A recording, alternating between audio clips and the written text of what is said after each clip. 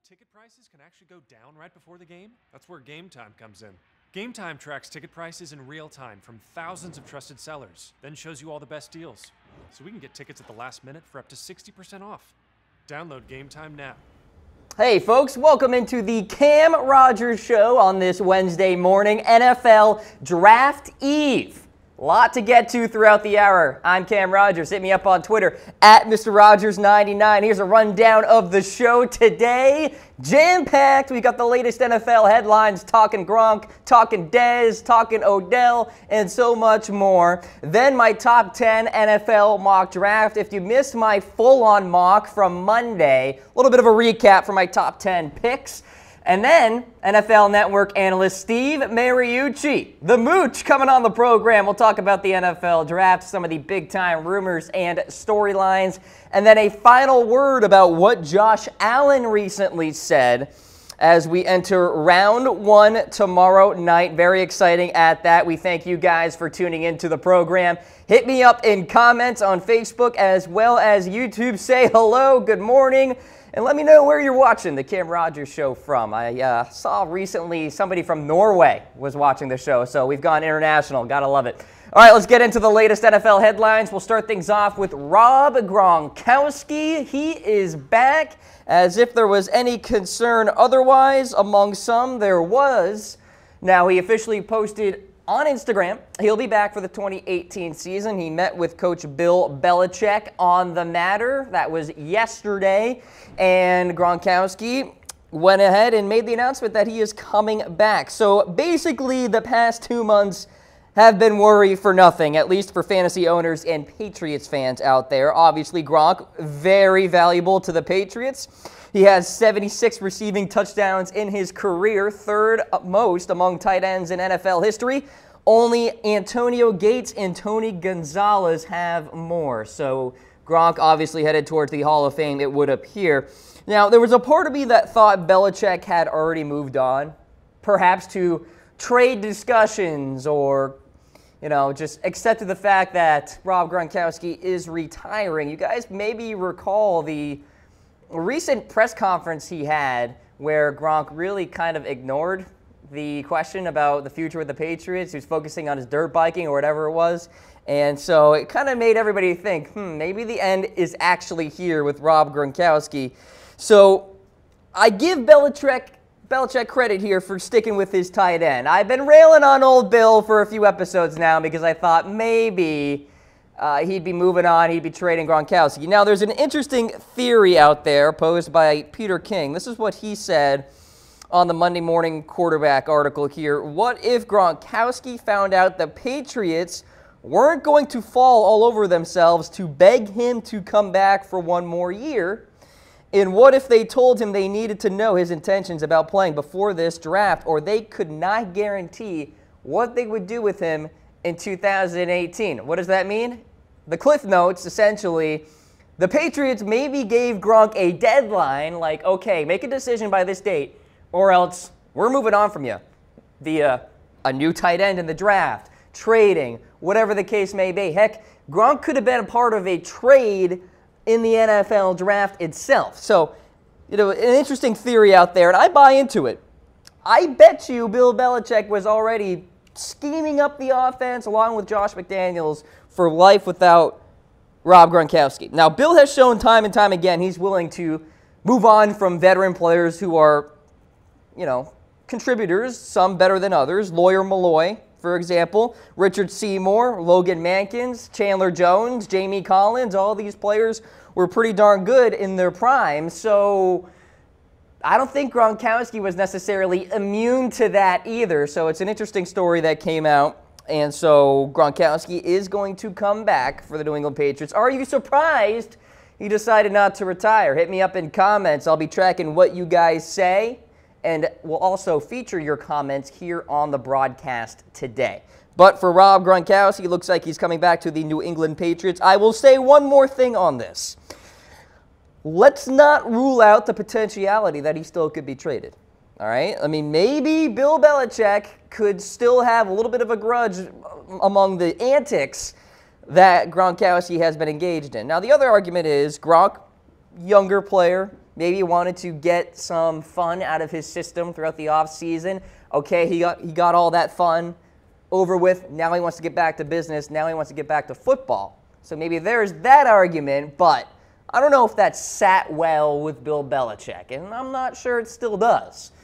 You can point to the other thing, too, with Alex Guerrero and the body coach of Tom Brady, where Rob Gronkowski was reportedly working out with Alex Guerrero, and it didn't sit well with Bill Belichick and all of this stuff. So something to keep in mind there. Let me know what you guys think about Rob Gronkowski. All right, let's get to Tom Brady here. So he's planning to play as well.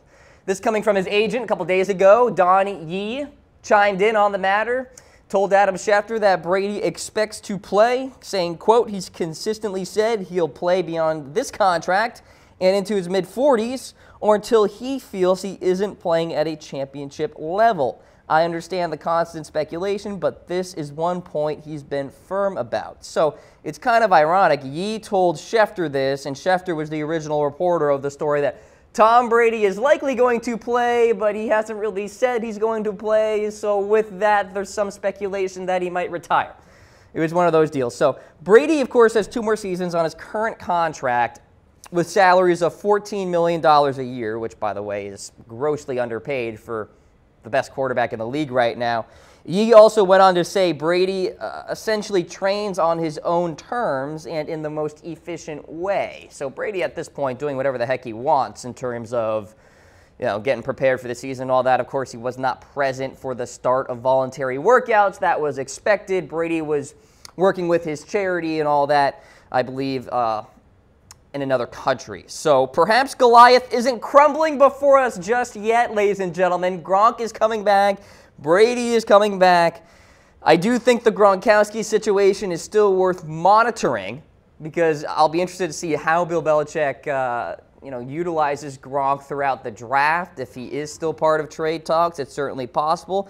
The Patriots do appear still at a crossroads here in terms of the Belichick-Brady-Kraft trifecta. And perhaps they survive a few more years, perhaps not. But I'll say this, Belichick will be the first to break this trifecta, whether it's by his own doing or someone else's. I think eventually his decision-making will boil over where Brady doesn't like it anymore, where Kraft doesn't like it anymore, where Belichick is starting to lose the locker room even more as well. So I have pointed in the past some supporting details on that. The Malcolm Butler benching, the Alex Guerrero situation, the list goes on. And eventually things are mounting where somebody is going to crack, and I think Belichick will be the first one to do so, and it could get ugly. But for now, the Patriots are okay. Looks like, they're in fine shape for the 2018 campaign. Got a good amount of draft capital to play with as well in the first and second round. So for all you non-Patriots fans out there, the bad news is the Patriots are still the Patriots, at least for now. We'll see what happens with Gronk, though. Keep that in mind. You're watching the Cam Rogers Show presented by the Game Time app. Get up to 60% off all those last-minute sports tickets, concert tickets, and theater tickets. Chatsports.com/tickets. That's how you download this 5-star app for Android and iOS users. Let's continue along here with some draft buzz. And the word is that Mayfield is now in play for the #1 overall pick to the Cleveland Browns. Adam Schefter reported an NFL executive told him as such. Now, the Browns have made noise about literally every quarterback at #1 overall. And this all plays into John Dorsey, the GM, and his plan. Dorsey wants everyone to come calling. I'm talking about the Bills, the Broncos, the Cardinals, whoever it may be. The latest puzzle piece was to get Baker Mayfield loyalists out there, whether it be the Jets or the Broncos, to call Dorsey and see about a trade. There's no doubt in my mind the Browns are going Sam Darnold in #1 overall. I'd be stunned if they go in any other direction. They're going Sam Darnold. This is all noise. John Dorsey has his handlers right now working the phone lines with the NFL insiders of the world so that they report that the Browns are somewhat interested or may go with Baker Mayfield at #1 overall or Josh Allen at the top of the board or Josh Rosen It's also these GMs, executives of other teams come calling. McGagan of the Jets, maybe Chris Ballard, but I doubt the Colts trade up. But it's to really open the eyes of all these GMs surrounding the Browns, maybe Elway as well, to call and perhaps move up. So it's all a game. And if you are the Browns general manager, okay, everybody work with me here. You're John Dorsey, all right? It's tomorrow night. You're on the clock. You got 10 minutes to decide. Who will be the #1 overall pick in your eyes? And I got the broadcast here on my laptop. Eugenio is saying, what's up, Cam? Thanks for watching the show, my man. We've got Travis saying they'd be fools to pass on Sam Darnold. Travis, I agree. I think it's Darnold or bust. Could maybe, just a sliver, understand why they go Baker Mayfield, because I do think he is the most polished quarterback in the draft. But I think it's Darnold, and we'll see what happens there. David saying you take Quentin Nelson at #1 and then get a quarterback at 4. Browns always mess up. Well, the Browns have been the sad factory of the NFL. There's no doubt about that, David. Thanks for the comment there. All right, keep hitting me up in comments, and I'll be tracking what you guys talk about. Let's get to the 49ers. Now, the Reuben Foster situation is continuing. It's an ongoing investigation, of course, with the domestic violence case that is before him. But we do have some more clarity on his future, at least in terms of if he is convicted. So if Foster is proven guilty of felony domestic violence, among other charges, the 49ers will cut him. John Lynch said as such. So the 49ers, of course, recently released a statement that was shortly after the news of the charges that said Foster's status on the team is, quote, under great scrutiny. And that was certainly left up to interpretation. No longer, he's going to be cut if Foster is indeed convicted. Now, he has an April 30th court date to either make a plea or more likely seek to push that to a later date. So he's charged with domestic violence with an allegation that he inflicted great bodily injury against his live-in ex-girlfriend. The 49ers are obviously in a position where they need some sort of insurance policy at linebacker now. I've mentioned before they have Malcolm Smith and Brock Coyle. They have Eli Harold as well at the linebacking core.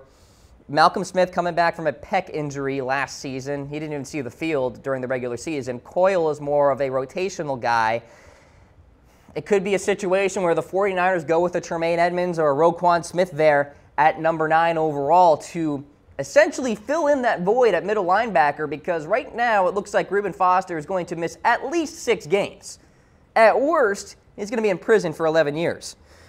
So I think even if he is found not guilty, I am fairly confident the NFL will impose a 6-game suspension on Reuben Foster. It's the whole Ezekiel Elliott type deal. Like, the NFL has a different burden of proof than, say, the United States legal process. So Roger Goodell, judge, jury, executioner, the lead arbitrator, can just say 6-game suspension right off the bat there. So it doesn't even matter what happens in the legal process.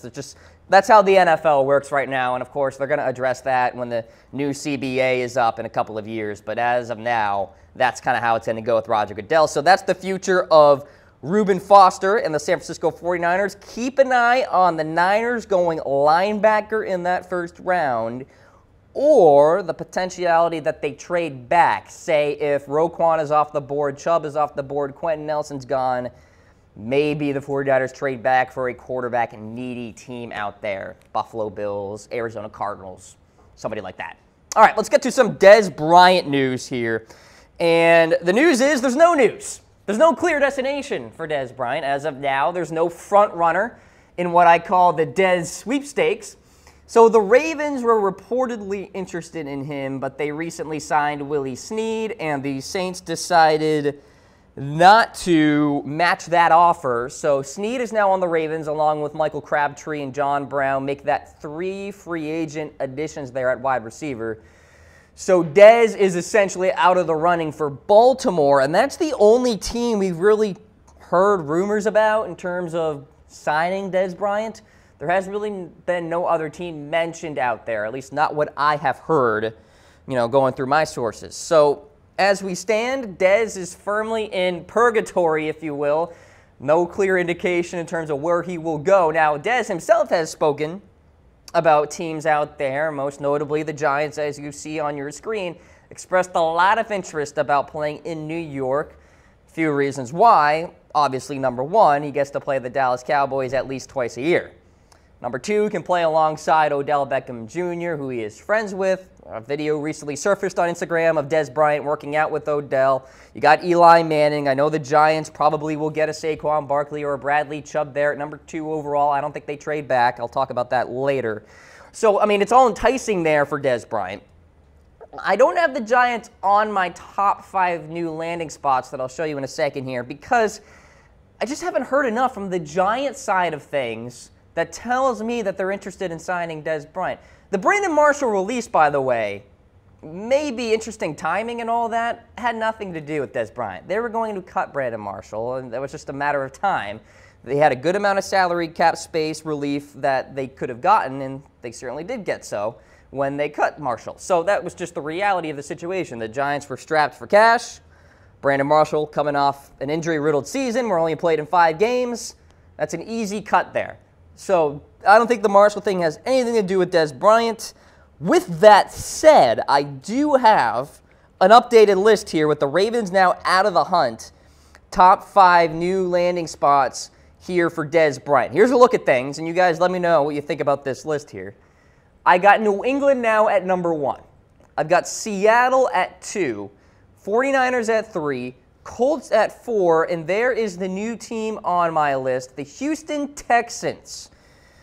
You think about the Texas connection there. Dez doesn't have to go very far. You can look at DeAndre Hopkins recently taking to Twitter, posting a picture of Dez Bryant in a Houston Texans uniform with the 88. Looks pretty darn good in those colors.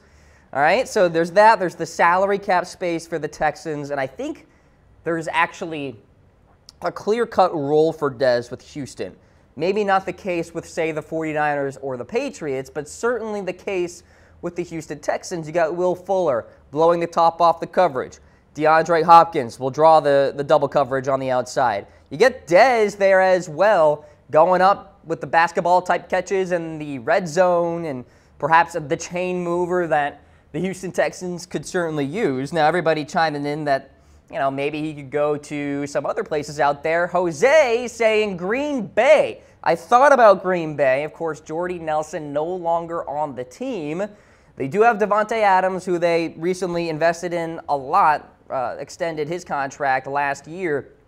A good player at that, but certainly could look at Dez going to Green Bay. Be interesting, Aaron Rodgers to Dez. Now, Dez recently talked about the Packers, really didn't seem all that interested, Jose, so something to keep an eye out for there. Harris Rubenstein, Cam, I will bet you all the money in my wallet the Patriots don't touch Dez Bryant.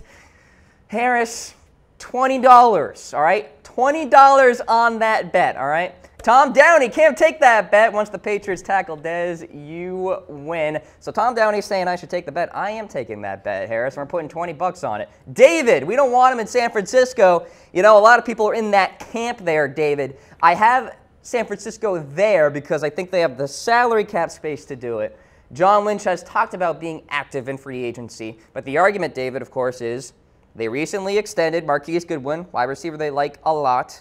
Right? You got Trent Taylor at the slot, good player. Maybe they get wide receivers in the draft as well. And Pierre Garçon's coming back from injury.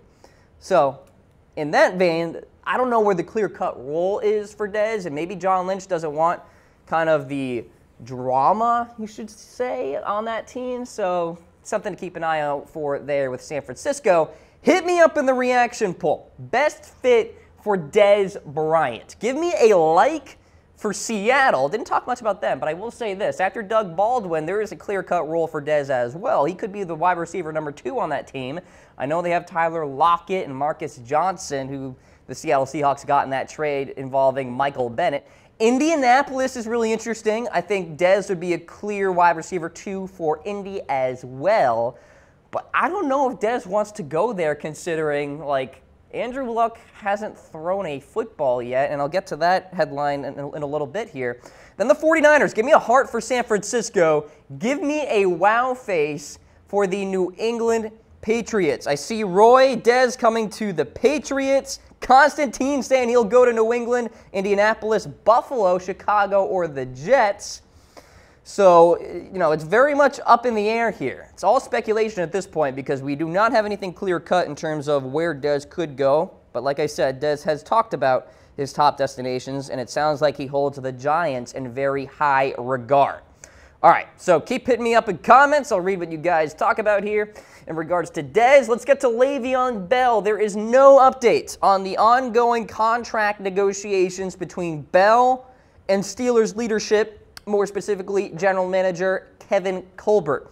So he recently said the two sides have not progressed on the matter, and how the Steelers continue to screw this up, ladies and gentlemen. And as a Ravens fan, I love to see it. Now, Colbert said the team will reevaluate things once the draft is over, a.k.a. if they get Derrius Guice and they have the leverage, right? Because you guys may recall on Monday's episode, I have the Steelers getting Derrius Guice. And, it's funny, somebody in comments actually gave me a D for that pick, calling me an idiot. I understand why, because a running back for the Steelers in the first round doesn't make too much sense. But look at what could be going on behind the steel curtain, if you will. There's no progress here between Bell and Pittsburgh. And the Steelers are going to have to look to life without Bell, perhaps, in 2019. I mean, he's probably going to play in 2018 with his $14 million price tag, with the franchise tag, but, after that, he's very much up in the air in terms of his future. Now, obviously, the Steelers are in no hurry to ramp up negotiations here, but I do want to hear from you guys. Should the Steelers pay up for Le'Veon Bell? He wants top-line money, top-line wide receiver type of dollars here. Give me a heart for yes, a like for no in terms of Le'Veon Bell here. So Bell, unsurprisingly, did not participate in team workouts, voluntary, of course. He and the Steelers have until July 16th to complete a long-term deal, should that go down. If Bell played 2018 on the tag, I will say this. The Steelers better be careful because he could move on, and if Bell indicates as such, Pittsburgh may have to go out and grab a Derrius Guice or Nick Chubb, or whatever the case may be there at number 28 overall in the first round. Just the reality of the situation. And Bell could be one of the probably the most coveted running back in free agency next year. So let me know what you think about Le'Veon. The story is no update as we stand. All right, let's get to Colin Kaepernick. We do have an update on him. So Pete Carroll, head coach of the Seattle Seahawks, has not ruled out still signing Colin Kaepernick. So this despite Seattle signing Austin Davis and Stephen Morris as backup quarterbacks. Carroll said, quote, he wasn't going there when asked if the protests during the national anthem were a factor in the Seahawks canceling the planned workout with Colin Kaepernick. Of course, Seattle had originally planned to bring in Cap, but he reportedly refused to indicate whether or not he will kneel in 2018. Now, there was some muddy reporting between Adam Schefter and Ian Rappaport. Schefter had kind of one point of view, Rappaport had another point of view, and it was kind of hard to tell what exactly the motivation was behind canceling this workout. But my assumption is Kaepernick wasn't really direct in terms of his plans for 2018, and as such, Seattle was like, all right, we're not bringing you in because we need to hear from you that you won't kneel during the national anthem. So amid all of this, Kaepernick has that ongoing collusion case against the National Football League where he is alleging all 32 NFL owners colluded against him to keep him out of the NFL. Recently, the Miami Dolphins owner was questioned in this case. So what do you think? Should the Seattle Seahawks sign Colin Kaepernick? Let me know in comments here on Facebook Live as well as YouTube. Ricky's saying, I hope no one signs this guy. He has too much drama with him. I will say this, when you sue your employer, it certainly makes it harder for you to find a job. Now, the other flip of the coin there is, well, maybe he's trying to put pressure on the owners by way of this collusion case so that somebody goes out and signs him, and maybe he can just drop the case altogether, and NFL owners won't have to go through all the legal fees and all that, and the NFL in particular. So, You know, it's something that we'll continue to monitor here, but it looks like the best chance for Colin Kaepernick to be employed would be with the Seattle Seahawks. They have shown the most interest throughout the last couple of years, and it's all relative. Like, 30 teams total have shown no interest in Colin Kaepernick. One team did last year, the Baltimore Ravens, until owner Stephen Bisciotti said that's not happening, and then the Seattle Seahawks. So Seattle has shown the most compared to all the other teams out there. And so Pete Carroll has not ruled out bringing Colin Kaepernick in. And I'll say this, he'll certainly beat out Austin Davis and Stephen Morris in training camp and OTAs and perhaps in the preseason as well to be that quarterback number 2 behind Russell Wilson. You know, he's just a better quarterback than Austin Davis and Morris there. It's just reality. So let me know what you guys think. Pretend you're a GM. Are you signing Colin Kaepernick? Do you want Seattle to sign Cap? And we'll see what happens going forward here. That collusion case is ongoing. I have talked about it before on this program. It is very, very hard to prove collusion. You essentially have to have really good evidence to indicate that all 32 owners were in a conference room and said, we don't want Cap in the league, let's work together to make that happen, kind of thing.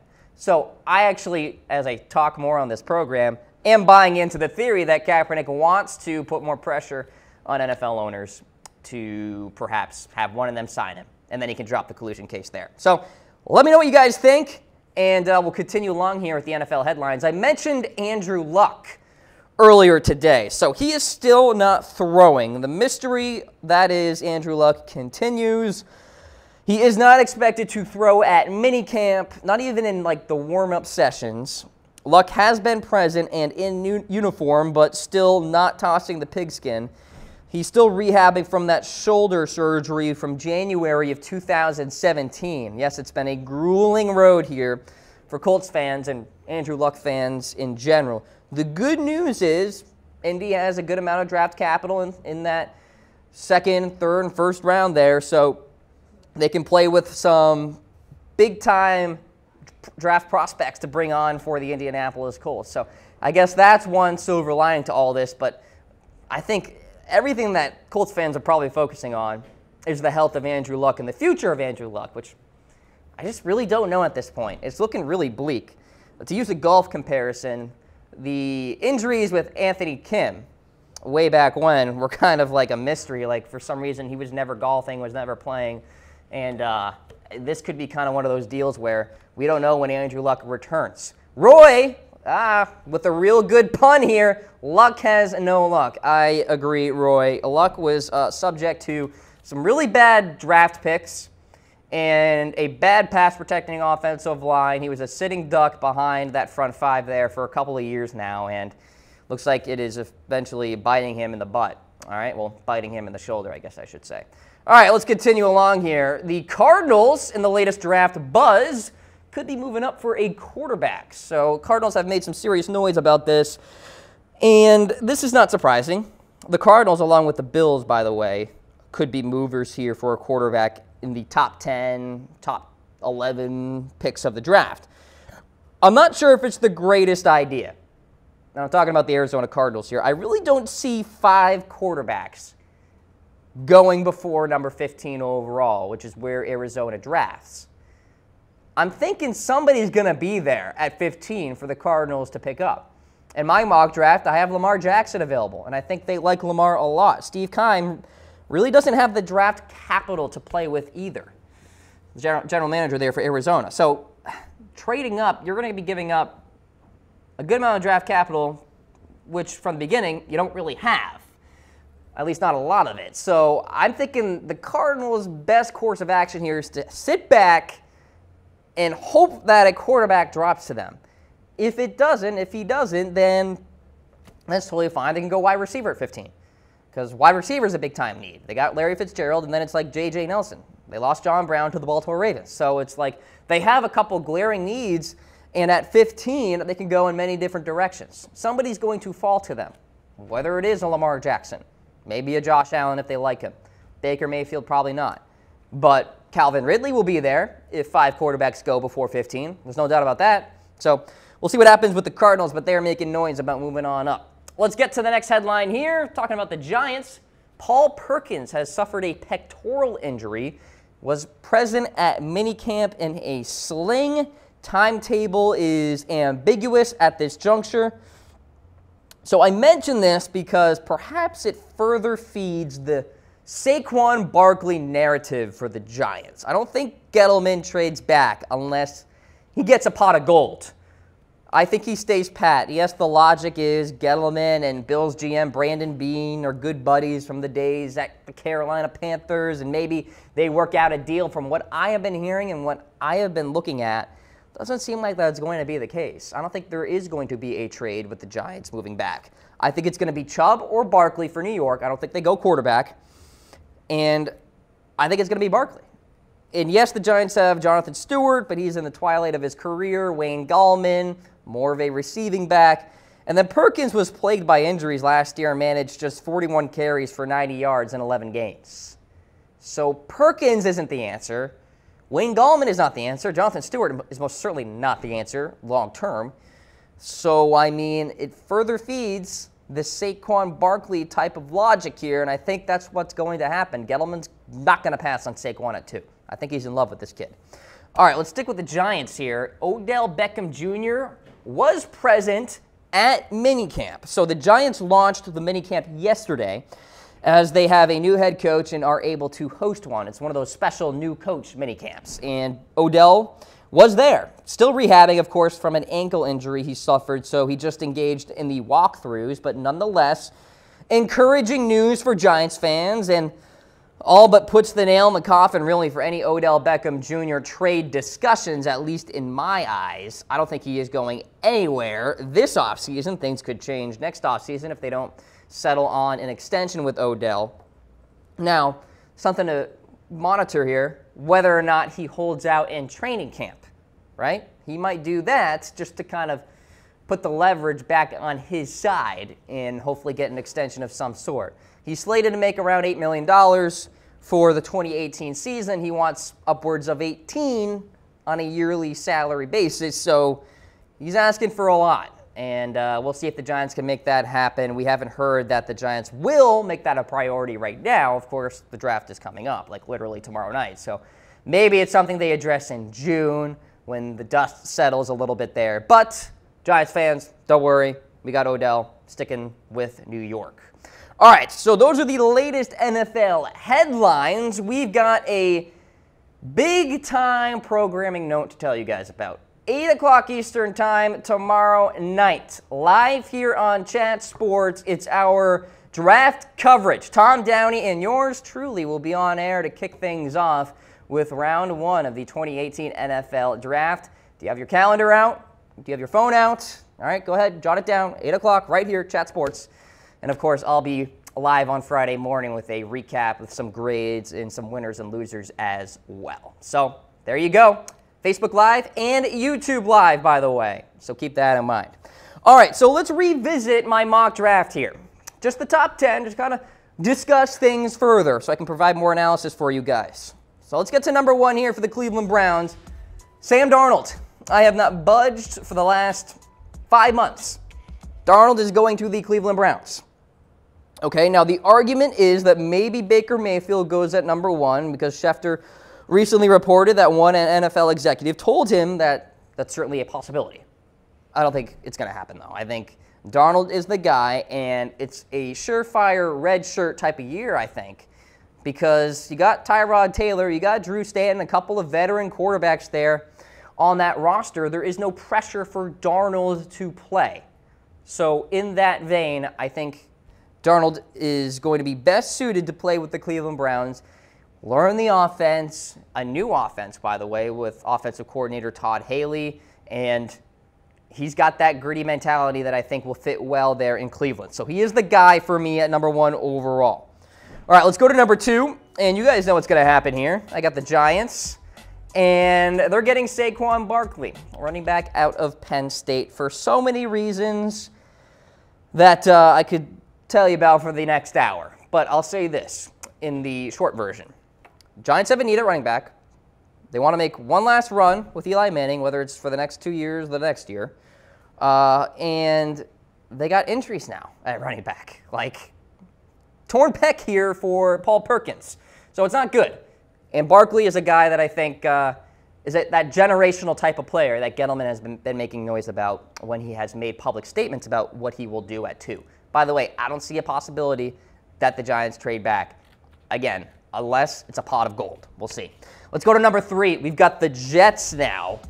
And this is like dream scenario for New York because the Giants went running back, the Browns went Darnold, so Rosen is on the board, and here are the Jets and McGaggan, the general manager, saying to himself, all right, let's get Baker because Baker will be there. But wait, Rosen's there? Give me Rosen. And I think he goes to the Jets. I think they will be happy to take him. He has the touch that fits well in that Jets West Coast system, headed by offensive coordinator Jeremy Bates. Bates once worked well with Jay Cutler, who kind of has a similar personality to Josh Rosen. And the more I actually watch interviews of Josh Rosen, the more I actually like him. And I don't think people are really giving him a chance out there. And I don't have too many questions about his leadership skills. Now, his leadership skills don't compare necessarily to Baker Mayfield or Sam Darnold, but that's okay. I mean, it's all relative. A lot of these quarterbacks here are pretty darn good locker room guys. So, Jets, Rosen, 3. Let's go to 4. The Browns are back on the board. And they're getting Bradley Chubb, defensive end out of NC State. So you got Myles Garrett grading out as the 12th best defensive end according to Pro Football Focus a year ago. Insert Bradley on the other side, and that's a pretty darn good front 4 for Cleveland.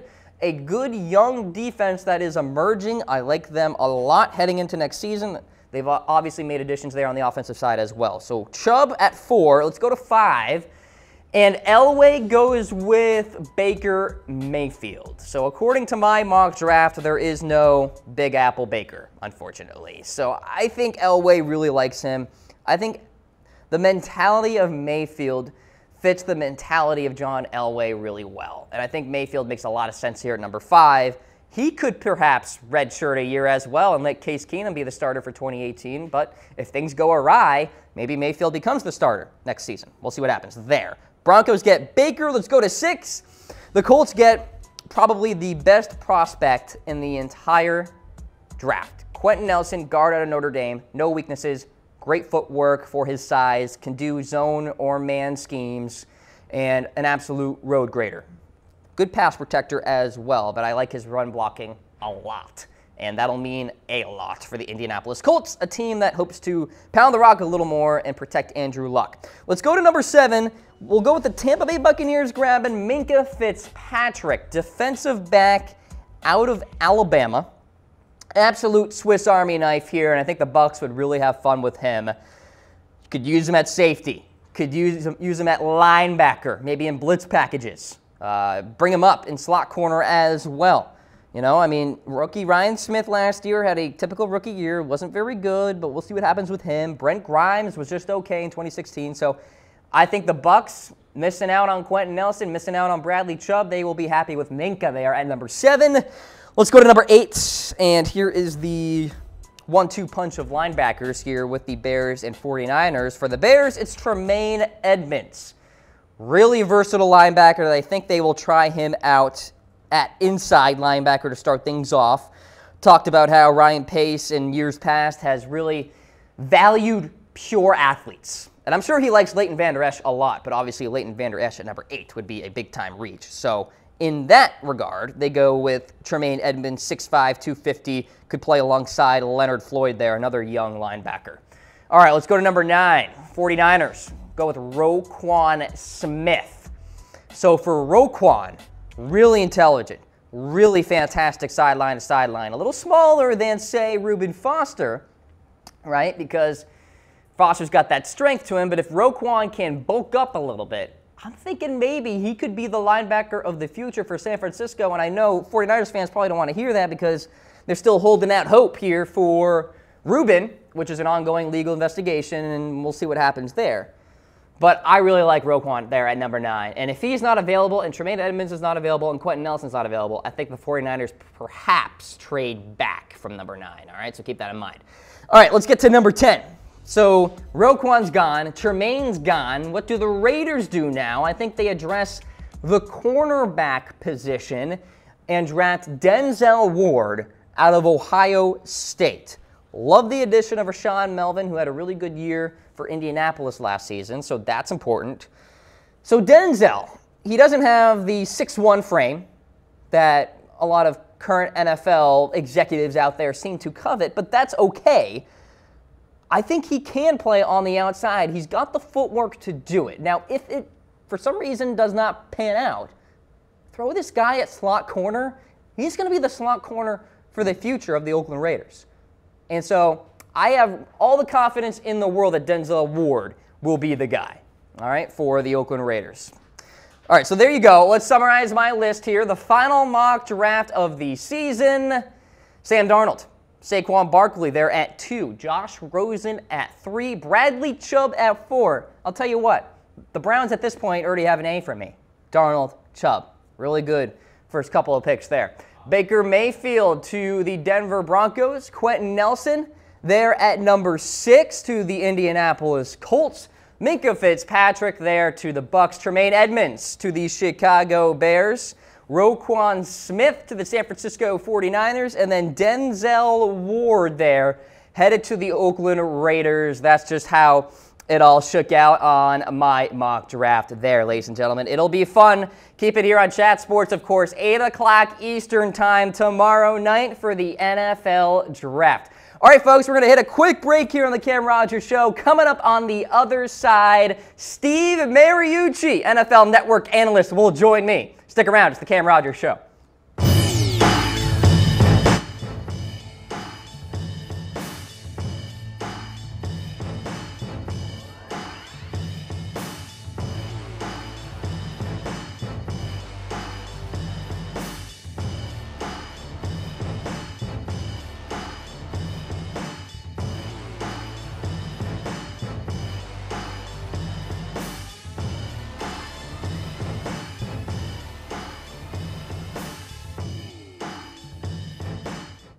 And welcome back to the Cam Rogers Show. Cam Rogers coming at you. We have Steve Mariucci on the line right now. Joining us, of course, NFL Network analyst, former NFL head coach as well. Steve, appreciate the time, sir. Welcome to Dallas. How we doing? Hi, Cam. Good morning. It's great. I got in here a couple nights ago, did some shows and some rehearsal stuff, and went over to the stadium yesterday. Have you been over there yet? Wait till you see AT&T Stadium. Oh, my goodness. Oh, I bet it's eye-opening. Yeah. Yeah, you know, Jerry Jones wants to outdo Philadelphia. They did a heck of a job with this draft last year and had a couple 100,000 people, and Jerry wants to blow that away. And he's really doing it all out. It's going to be fantastic. Absolutely exciting at that. A lot of storylines, Steve, to break down here. I want to kick things off with the Browns, of course, selecting number 1 and number 4 overall. John Dorsey has been fairly quiet in terms of what Cleveland could do here. So what are you expecting in those first 2 picks for the Browns? Well, they're going to have to address the quarterback situation. They've been trying to do that for decades now, and they've got a couple of new quarterbacks with Tyrod Taylor and Drew Stanton to hold down the fort as long as the new guy, whoever that might be, is in waiting, in training. And I know John Dorsey pretty well. We worked together for the Green Bay Packers. I was in the coaching side of it, and he was with the scouting side of it with Ron Wolf. And I also know Hugh Jackson. He worked for me. He was my offensive coordinator at University of California. So I go way back with both of these guys. And, it's been tough in Cleveland, 1-31 in the last couple of years. And they have a lot of needs. They've done a heck of a job putting that team, back together again, adding some free agents. Jarvis Landry was a terrific pickup in the offseason, and Jeff Janis and Carlos Hyde. But they've got to address the quarterback spot. So one of those 2 picks, for sure, number 1 or number 4, will be the quarterback of their choice. If it's a slam dunk decision and they know which one of these 4 they have to take him number 1 so they don't risk losing him. And then their number 4 pick, they're going to get a great player, whether it's going to be a Bradley Chubb to rush the passer opposite Myles Garrett, or a guy like Saquon Barkley, who would be, he's probably the best player in this draft overall, or a guy like Quentin Nelson. I mean, there will be guys there that they could choose from in terms of who is the next best player for them. They will get a couple of great players in this draft along with their free agents, and this team is beginning to look like a real football team. No doubt about it. I think they're certainly on the upswing here, Steve. Of course, we are on Facebook Live, so we're getting comments. And Travis will ask the question that he has for you, Steve, talking about the quarterback position. Where do you see Baker Mayfield ending up in the draft? You know, how many times did we do mock drafts this week? In fact, we did Exactly. another one yesterday. How many times? And, you know, most of the time, you know, he will not be the first guy chosen. Most of the time it's Sam Darnold, but not all of the time. I'm hearing rumors that the Browns are considering him number one. I am hearing rumors that he's the number 2 guy and will go to the New York Jets. You know, that's why Baskin and Robbins has 31 flavors. You know, there's a variety of opinions on these quarterbacks. Some like Darnold, some like Rosen, some like Josh Allen, some like Baker Mayfield. And you know what? They're all going to get taken very early. They're all probably going to be top 10 or top 12 picks for sure. And so I'm anxious to see where they end up, because we'd be guessing at this point, but they're all going to go early. Yeah, the rumors are certainly swirling. Meanwhile, the big question is, what does Dave Gettleman do with the number 2 overall pick? Do you think he trades back, or is he going Saquon or Chubb, Steve? You know what? I think he's going to take the entire 10 minutes and kind of wait for that phone to ring, and it will ring, okay? His phone will be off the hook because people are going to want to move up to number 2 and get the quarterback of their choice, okay? And I think he can afford to do that.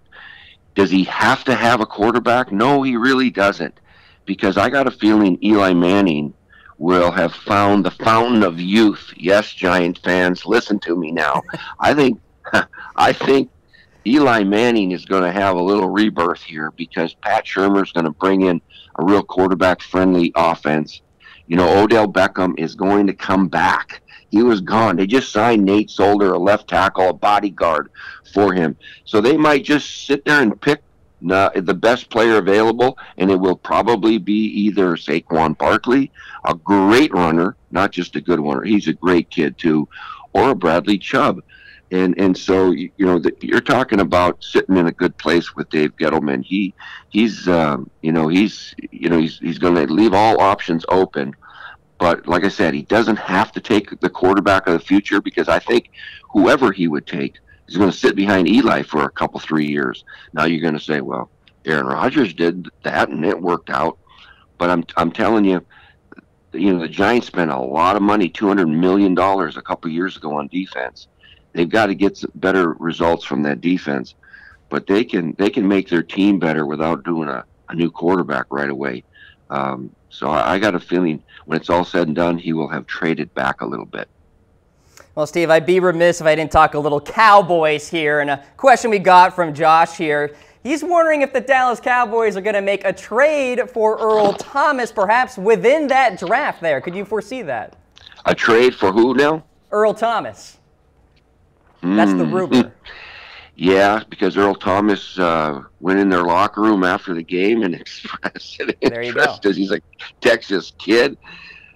You know, that Seahawk team's coming apart, isn't it? Yeah. And no more Legion of Boom. I don't know about all that trade talk with Earl Thomas. I'm not sure that will happen or can happen. I do know that the Dallas Cowboys will be very well prepared for this draft. You know, their defense was a top 10 defense last year. They were eighth overall and 8th against the run. And you know, if they add to the defense, it'll probably be, you know, a defensive lineman or even a linebacker. Sean Lee's not getting any younger. But you know, the obvious hole that they have is to fill Dez Bryant's spot. And so there will be a multitude of receivers at that pick, number 19. and they'll have their choice.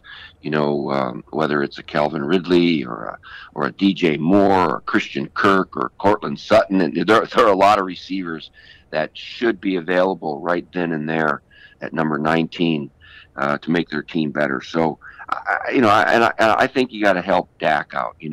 Dak Prescott's a heck of a quarterback. He's got his runner. He's got a pretty darn good offensive line. Right. But give him another weapon to throw to, because they added Allen Hurns, but Cole Beasley and Terrence Williams are good players, but they're not number ones. They need to find a number one over there. Now, of course, Steve, you know Brett Favre quite well. And you look at Josh Allen, he's drawing some Brett Favre type of comparisons here. So are you buying into that? I don't know if he talks with a southern drawl. He's kind of a cowboy kind of guy from Wyoming up there. But I think the comparison, Cam, would be, with his arm strength. I think the other comparison too is,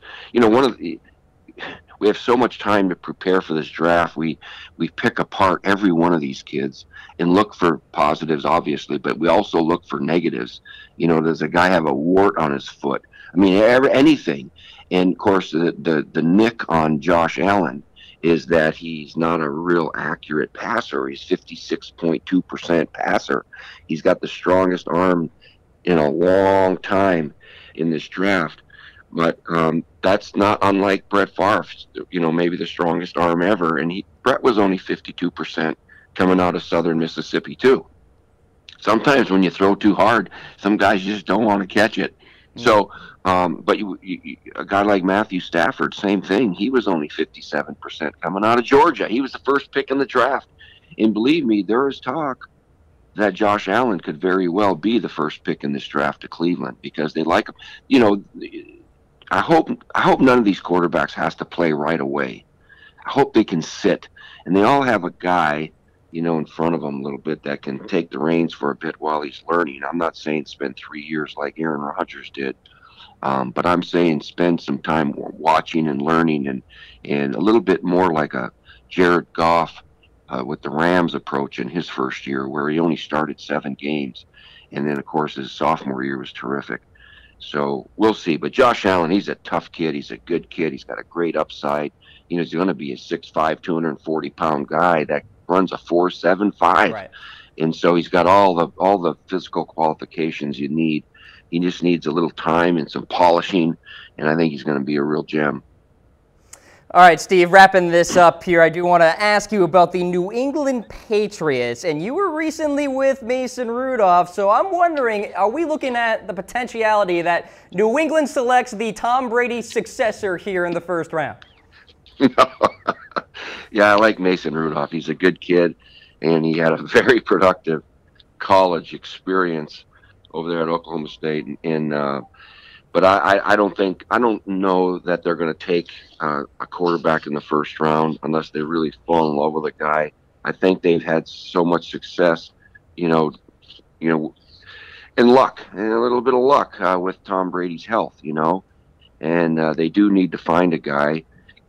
Let me just throw this out. Can you believe, Cam, that the Jimmy Garoppolo trade ended up to be the 43rd pick in the draft, of this year's draft. So you got to essentially plug in Jimmy Garoppolo at number 43 this year. Right. There will be 6 quarterbacks taken in this draft before that, all right? And I don't know if any of them are going to be better than Jimmy Garoppolo. I don't know. I mean, the Niners got a steal on that draft trade. I mean, they got the better end of that stick, believe me, because all these, you think about Carson Wentz and Jared Goff and all the draft picks that it took to go up and take those kids, a couple of 1s, couple of 2s, and 3s. I mean, they sold a ranch to get those guys. And the Niners only had to give up the 43rd pick in the draft. Oh my God! But anyway, I think the Patriots will in fact take a guy. I don't think it's going to be the first round. They have some needs to fill, but there will be guys. Maybe Mason Rudolph in the second round. Okay, I think he's going to stay there until the second round. Okay. There are guys like Luke Falk from Washington State, guys like Kyle Aletta from Richmond, that are really good players. And if they sit behind Brady for a couple years, they will be very good quarterbacks in this league. So I'm looking for the Patriots to do something like that second or third round instead. You heard it from the man, ladies and gentlemen. Steve Mariucci joining the Cam Rogers Show here today. Steve, really appreciate the time. Wish you the best here throughout the week, and give Tyler my best as well. I sure will. I'll talk to him again today. And Cam, thanks for having me on. It's been a lot of fun. Take care. Thanks so much. Steve Mariucci joining the Cam Rogers Show here today. Many thanks to him for coming along for the ride. And we are presented by the Game Time app. Get up to 60% off all those last-minute sports tickets, concert tickets, and theater tickets. We're not done. We got 5 minutes left of the program. A final word now about Josh Allen. So he wants to go #1 overall. He said it himself. He wants that pressure, which is very interesting. Going out and saying outright that you want the pressure on your shoulders to get it done. Usually players like to have that blue-collar kind of mentality, the underdog, no pressure, Baker Mayfield type deal. So Josh Allen said the following, quote, "My biggest interest of being the #1 pick, obviously the pressure that comes along with that. I would love to have that pressure on my shoulders because I've always thrived in those situations." So you just heard Steve Mariucci talk about it, how there's some rumors out there, some talk, some buzz that maybe Josh Allen goes #1 overall to the Cleveland Browns. Mel Kiper, his first mock draft, had Josh Allen going to Cleveland. Now, I will say this. Be careful what you wish for, Josh. I will say that. There's a lot of pressure to be anointed the savior of Cleveland, all right? Just look at Brady Quinn. So I will point out this stat that I came across this morning and I think is ultra important for everybody to kind of think about here, all right? Last season, 94% of all pass attempts in the NFL traveled between 0 and 19 yards downfield, okay? 94%. Here is the 2017 college football completion percentage rankings on those passes through that distance, okay? Mayfield's at 1, 77.3%. Darnold is at 2, 72.8%. I wonder why Mayfield and Darnold have been rumored around as the top pick. Rosen's at 3 with 68.8%. There's Lamar at 4 with 67.5%.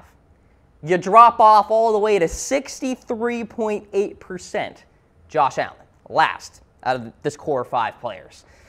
So we're talking about a player with incredible arm talent, can make any throw anywhere. The question mark is, can he make, as I mentioned, the 0 to 19-yard throw, right? Consistently, with good completion percentage. I understand the Brett Favre comparisons out there. I also understand the Kyle Bowler comparisons out there. That's just the nature of Josh Allen. He's a polarizing figure and probably the most debatable draft pick in this first round, where some people have him as a round 3 grade, some people have him as, a round 1 grade, of course. And where a lot of experts out there think he will go #1 overall. Like I mentioned, Mel Kiper is an example. But keep that stat in mind because I'm thinking it could be a telltale sign here of what's to come in terms of these rookies and their futures. I'm thinking Mayfield and Darnold and Rosen are going to be really successful. I think Jackson's going to be really successful because he has that second element to him. Allen is going to have an uphill climb because of his inconsistencies on those intermediate routes. But if he goes to a team with a good offensive coaching staff, can redshirt a year, then maybe his future is bright. And that's the final word here on the Cam Rogers Show. If you want the podcast version, hit me up, chatsports.com/Cam Show. That's how you can download the video podcast for all you iPhone users out there. Get me wherever you go. I'll be sure to cut my interview with Steve Mariucci. I'll put that on a special segment on the podcast. Hit me up on Twitter, as always, at Mr. Rogers99, 8 o'clock Eastern Time, here on Chat Sports, NFL Draft, all right? Tomorrow night. And then Friday morning, yours truly will be back here for episode 96, 10 o'clock Eastern Time. Take care, everybody.